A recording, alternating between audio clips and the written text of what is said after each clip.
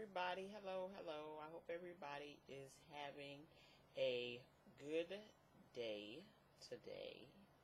It is Thursday.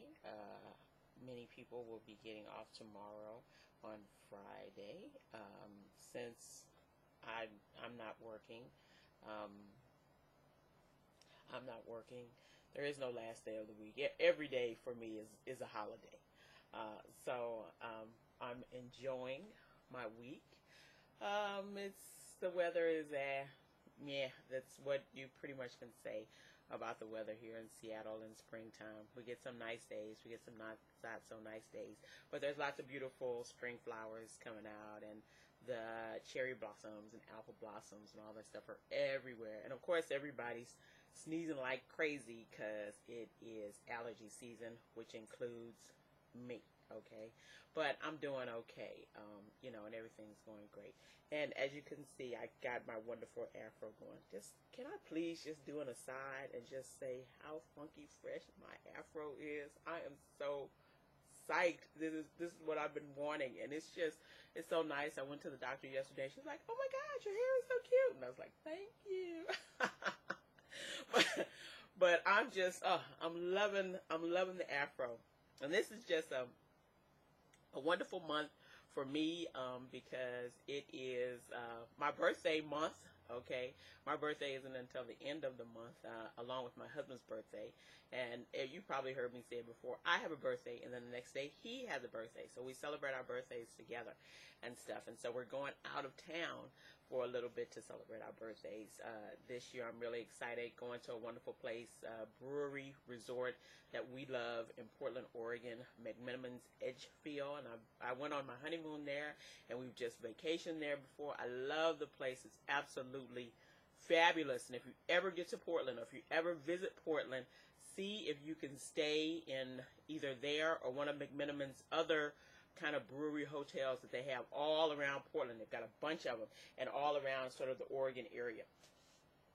So they got a bunch of them, and they're really cool and everything. So we're staying at the Edgefield, and we're going to be having a good time and everything. And I'm also trying to figure out what to ask him for my birthday. Now, this is not a issue I ever have or have had in my life. My husband is really generous and a really wonderful person, and pretty much I have to really watch, talking about, oh, I want such and such, because if I don't watch out, he'll show up with it and stuff. So I have to be really careful about what I say around him. But at this point, I don't want anything. I don't have anything to want. I have pretty much everything I want. I can't even think of one thing, which is really sort of weird, that I can't think of one thing to tell him to get me for my birthday. I know what I'm going to get him for his birthday, but I have no idea what to tell him to get me for my birthday, which is just like, okay, I'm getting this great trip with him and stuff. We go on trips on our, birthdays and anniversary and stuff all the time. We do that, and trips just in general all the time, especially road trips, because we like road trips. But for the life of me, I cannot think of what to tell him to get me for my birthday. So I'm looking for ideas. So if you guys have any ideas about, what I maybe need to, I'm telling you, I got everything, every electronic thing you could think of, piece of clothing, whatever. I got pretty much everything. I got all my snowboard stuff and everything, so there's nothing for me to want there, so I'm at a loss right now. Just trying to think of something to ask for, and stuff. So we'll see. I'll figure something out. But today I wanted to do a part of my series called How's Married Life and stuff. And, I've been doing this series kind of off and on a little bit, talking about married life, talking about my married life, and in general, just married life in general. Giving some tips on, married life and what it is, and, what happens, and kind of how you come about, coming in and enmeshing your life with another human being, which, it's not always the easiest thing to do. You're two different people, so it could take a little bit of effort and a little bit of work to move into the house and figure out how to, deal with people's habits and stuff like that. Today I'm going to talk about the setup. And I'm not talking about setting up on a date. I'm talking about setting up regarding your household. And I'm talking about this because my husband and I just moved into a new townhouse and everything. And I love this townhouse. And people always ask me all the time, well, why don't you guys buy a house? Why don't you guys buy a house? And I'm just thinking, why buy a house? It's just two of us, you know, and stuff. And I don't want all the bills that come with the house. I think people don't always think about the huge amount of bills that come with having a house, and particularly here in the Seattle area, unlike in most areas in the United States where housing was hit really hard, here it was not. It was hit, but not as hard, and we're in recovery, you know, here right now. Stuff is about as high, you know, getting high again. People are competing for housing again and stuff. And the one thing I didn't want to do, because I owned a property before, I owned a condo before, my ex-husband, and the one thing I didn't want to do was, if I decided to buy something, was go into it with no down payment. And so when my husband and I met and we talked about, you know, we were engaged and talked about, well, whether or not we want to buy a house or not buy a house, my first thing was, well, if we don't have 20% down, I'm not buying anything, you know, and stuff. I'm not even thinking about it. Now, I know you have to have money down with loans today. It's no more than 0%. But they're taking 5 and 10, and no. I was insistent on having 20. So that means that we had to save money to get 20% down on the house.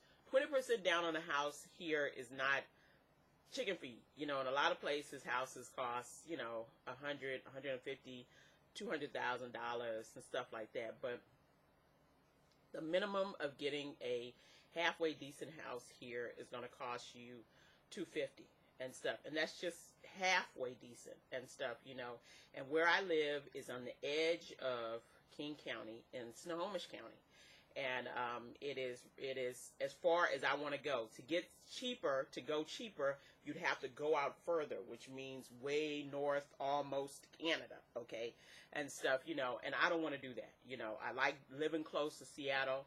I live really close to Seattle. This is as far as I want to go, you know, and stuff, is living, you know, here. And there's just certain neighborhoods I'd like to live in, too. I'm not just living in any neighborhood, you know, and stuff. I'm not just living anywhere. Now, I can't say that Seattle has, you know, a bunch of ghetto hood neighborhoods. It really doesn't. But there are certain neighborhoods that I just don't want to live in and stuff. So I've decided that, you know, and we decided together that, hey, that I told him, I was like, I'm thinking 20%, and he's like, yeah, I think you're right.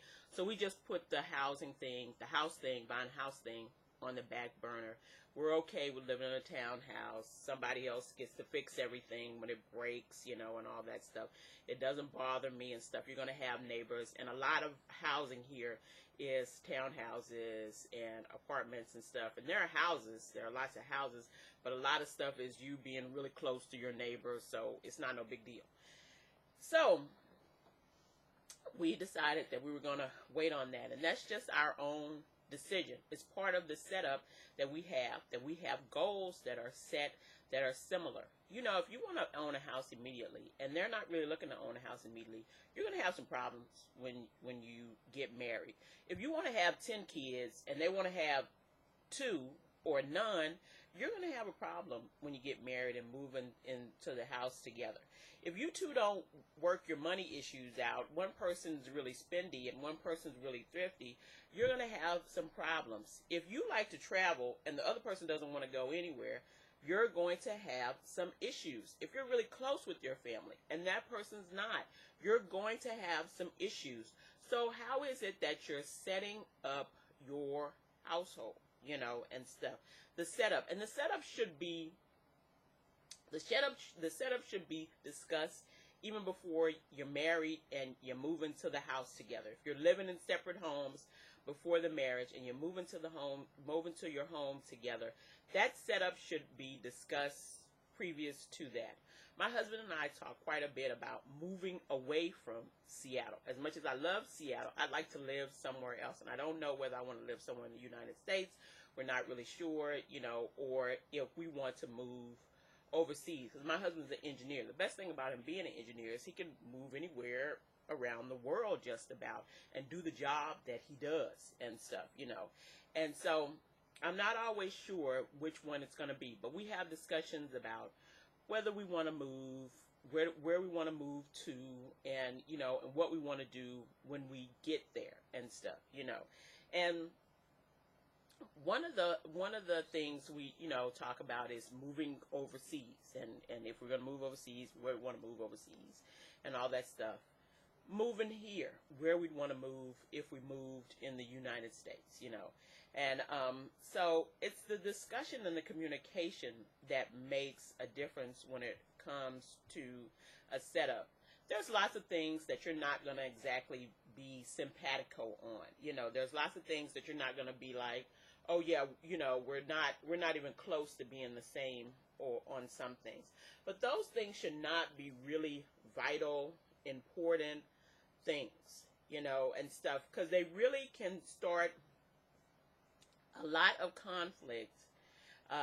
Essentially, if people don't want to compromise, if people are really sometimes set in their ways, and many times people are. I mean, by the time many people get married in their 30s and stuff, you know, because that's when many people still get married, or late 20s, or yeah, usually in their 30s, they're real set in their ways. You have to discuss about kids, how you gonna raise those kids, you know, if you have them, and everything, you know. How do you feel about, you know, where you send them to school? You want to homeschool them. You want to send them to public school. You want to send them to parochial school. What is it that you want to do, you know, and stuff. How you set up your life about, you know, having people visit. You know, are you a person that's not really into people visiting? You know, do you just not care? Do you like to have people around all the time? And so it all is really vital. Now, arguing about whether or not somebody wants to watch a TV program is you know, not really that big of a deal, and not really something I would be like, oh my goodness, it's just, you know, we just aren't going to make it because we really don't like the same TV or whatever, or, you know, or maybe this person is more of a book reader, and you know, they like to read books at night and all that stuff. All that sort of stuff you could probably work out in some way that'll make you really happy. But there are essential parts of being in the setup that you need to have. Are you going to have two cars? Are you just going to have one car, you know, and stuff? Are you going to have no cars and everything? How do you feel about, you know, that sort of stuff? Are you a person that's really active and, you know, active all the time and all this stuff? And the other person is, well, although they, you know, they may not be that active, or they may be active, but just not as active as, you know, just not as active as you and stuff. You have to think about that. Now, that's one of the things my husband and I have to, you know, we had to discuss, because I'm a diabetic. And although being a diabetic is not some death sentence and, you know, and everything, after being a diabetic for so long and stuff, there are lots of things that my body is not, it's just not able to do anymore and stuff. And it's not because I don't want to do it. It's just that many years of high blood sugars and all that sort of stuff that you just can't help as having as being a diabetic, they do damage, and they do nerve damage and stuff. So there's some stuff you have to sort, you know, we had to talk about, you know, whether or not it would be an ability for me to do or an ability for me not to do. One of the things was having a baby, and when we decided that, yeah, we had to go talk to somebody about that. I wasn't really sure about that at first. I really did have to talk to somebody about that and stuff. But if you have health issues, you need to talk about that, because at some point in the setup and some point down the road and stuff, your spouse may end up having to take care of you. You know, that's just how it is now. And sometimes that happens and it's just kind of unpredictable. But if it's predictable, you know, and stuff, that's something you really do have to talk about before you get married, and stuff. And I'm not really sure why people don't have sort of deeper discussions before they marry somebody and stuff.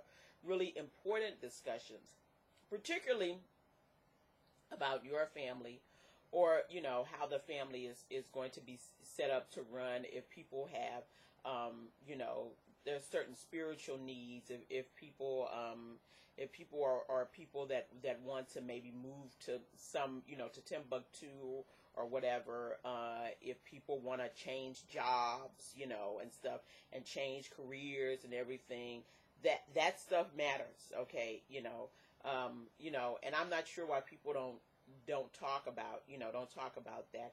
And particularly if you don't, you have to talk about, setting up boundaries. That's one, and that's another thing about the setup, is about setting up boundaries with everybody else outside of your family, and stuff. Their family, and their family, the guy's family, your husband's family, and your family as a wife. How do you set up boundaries with these folks, healthy boundaries with these people, so they won't interfere with your life? How do you set up healthy boundaries regarding friendships, so those things don't interfere with your life? They're a talk. It's a deep discussion and talk that people need to have. Many people suffer from maybe mental illness and stuff like that. If you're dealing with somebody who is mentally ill, and you need to discuss, those things and stuff. There's all sorts of important things that you need to discuss. And if you can't handle stuff, if you can't handle what's going on, if you can't deal with it, if you're thinking, one day I'm just not going to be able to take this, or I'm just not going to be able to compromise on this, or I'm just not going to be able to work it out with so-and-so, then I really suggest maybe you move apart, and stuff. Or you may want to seek counseling. That's one of the things about having pre-marriage counseling and stuff. I really recommend pre-marriage counseling. I had pre-marriage counseling, and it was fantastic. I'm glad I had it and stuff. That's one of the things about having the pre-marriage whether you're having the thing with the actual marriage counselor, or with your pastor, who's certified. You really actually need a therapist, but certified as a therapist or a counselor. You need to have that sort of discussion with somebody, and stuff, so you can work out some of the kinks and get ready for the setup. A lot of marriage is communication and compromise. There's certainly more love than anything that can go into being married, but a lot of it is communication and compromise. And if you're always compromising and they're not really doing anything, you're going to have some issues, and it may end up building resentment against your spouse if you feel like you're doing more, or you're giving up more, of stuff that you really didn't want to give up and stuff. I don't suggest people give up things that they really don't want to give up, and stuff. Now, I'm not talking about not giving up drugs or something like that, but really, if your goal is to live in Europe at some point, go live over there and work, I don't suggest that, if you meet somebody and they're like, well, no, I don't ever want to move to Europe, or I don't want to ever live outside the United States, that somehow you just give that up. Because trust and believe, you will resent them. If your goal is to have 5 kids and you're with somebody that doesn't want to have any kids, or just wants to have 1 kid or whatever, I suggest that you really think about what's going on, because it's not really fair for you to give up something that you desire. You also have needs, and they deserve to be met when it comes to being married and stuff. So I was just talking a little bit about the setup and how you do the setup and how you work towards making a functional and good setup for your marriage and everything. So I wish everybody lots of luck. You will probably not see me maybe for, it may be a day or two. I keep forgetting my husband works on the weekends, so now I got some free weekends. But then again, who knows and stuff. But you may not see me for a while. You know, I take a little break from this because, you know, I got other stuff to do and to take care of. But I hope everybody has a nice rest of their week and nice weekend, and I'll see you when I see you. Okay, bye bye.